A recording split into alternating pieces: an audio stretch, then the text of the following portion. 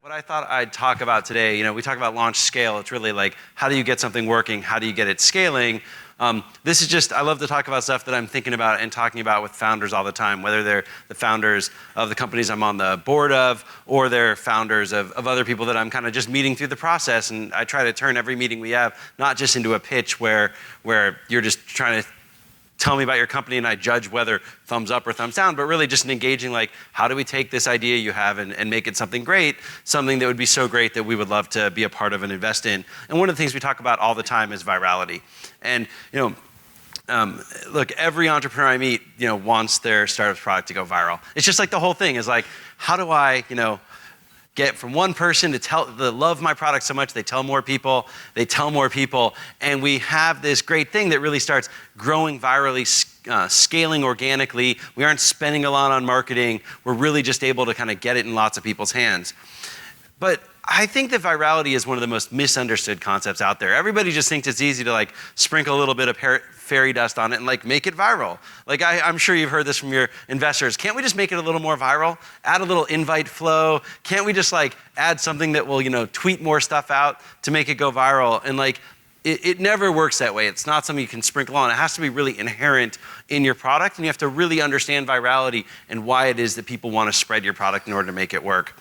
So look, not all virality is the same. There's a whole bunch of different types, and kind of through this talk, I'm going to go through some of the types of virality. But there's one fundamental thing that I think is really important to understand.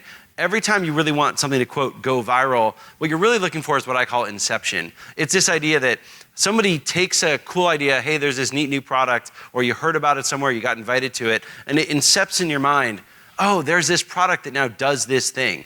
How can I want to go and try it. And then you get kind of virally infected by this idea, you're incepted with it, you go and you try it, then you love it so much that you then spread it to other people too. And so that's kind of the core concept with every single bit of virality, is it all starts with inception. You really want to focus on that moment of inception, what actually your product can do, and get somebody so motivated that they want to try it. Because really, we think about like virality is this combination of inception plus giving the, like, I now know that this product exists, for enough motivation that they really want to go give this product a shot. And so that's kind of the overall thing to understand about virality, but not every product is going to go viral in the same way. So I'm going to go through 5 different types of virality that we've sort of organized. Look, the first I call word of mouth virality. And this is really the kind of peak virality that everybody is sort of so great to have happen. You know, when somebody loves your product so much, all they can do is talk about it with others. And you think, oh my gosh, how can I engineer that? Look, the first way to do that is build a great product that is such a good experience and people talk about it. You know, if people remember, and this might be ancient history to some of you in the internet, but back in the late 90s, our search engines were Yahoo and Alta Vista and InfoSeek and Go.com, and you can't even remember all these. And anytime you'd be like searching, you couldn't find something on the internet, you know, in like early 2000s, somebody might come up to you and be like, oh, have you heard of this thing called Google? It's like so much better. And you'd be like, oh, a better search engine. That's great inception. And you'd like, I want to try that. And you'd go to Google, there'd just be a clean text box. You type something in, you get better results. Like that was this amazing word of mouth virality. And Google just engineered that by having a simple product, easy to do.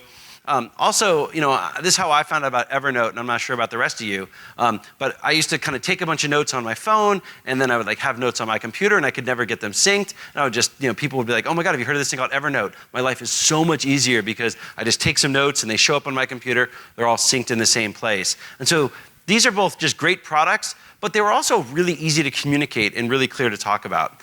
And so a couple of the keys, you know, there are things you can do, like make your product easy to remember and spell. I don't know how many times you've like heard of the name of a product that's like really hard to remember and you can't spell it. Remember, it was like Flickr. It's like Flickr, but remove the E, and you kind of had to remember that when you went back to do it. You know, Google's funny because like the default spelling for Google, most people would think of it as Google, and I read somewhere once that they kind of picked that spelling because they thought it was actually easier to spell than the actual number that nobody ever spelled right.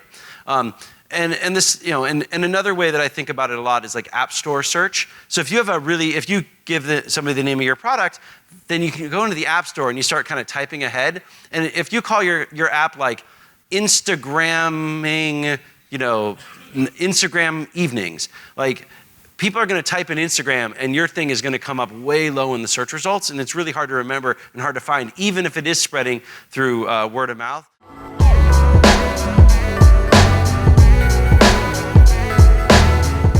Let me just take a quick moment to thank Scott Ed Walker and the Walker Corporate Law Group for supporting This Week in Startups. The Walker Corporate Law Group is a boutique law firm specializing in the representation of entrepreneurs and startups, and I've personally known Scott for a long time, and a lot of my angel investments use him as their attorney and speak incredibly highly of him. The Walker Corporate Law Group encourages fixed fees, which they believe really helps startups, and I know it does because you don't get that surprise when you get your bill every month. And they believe, actually, at the Walker Corporate Law Group, that billable hours reward inefficiency. They want to get things done, and they want to get it done quickly and efficiently for you. Keep those billable hours actually reasonable so that you can grow your startup and put the capital where it belongs in the product. All of their lawyers have decades of experience. There's no junior associates getting on-the-job training, and they provide tons of services, including M&A, licensing agreements, terms of services, and privacy policies. If you want to talk to the founder himself, Scott Ed Walker, you can call him directly at 415-979-9998. That's 415-979-9998, 979-9998, or you can email him directly, Scott@Walker Corporate Law. Scott@Walker Corporate Law, and you just put in the subject line, Jason sent me. And you can visit walkercorporatelaw.com, and you can follow Scott at Scott Ed Walker on the Twitter. Thanks, Scott, for supporting independent media like This Week in Startups.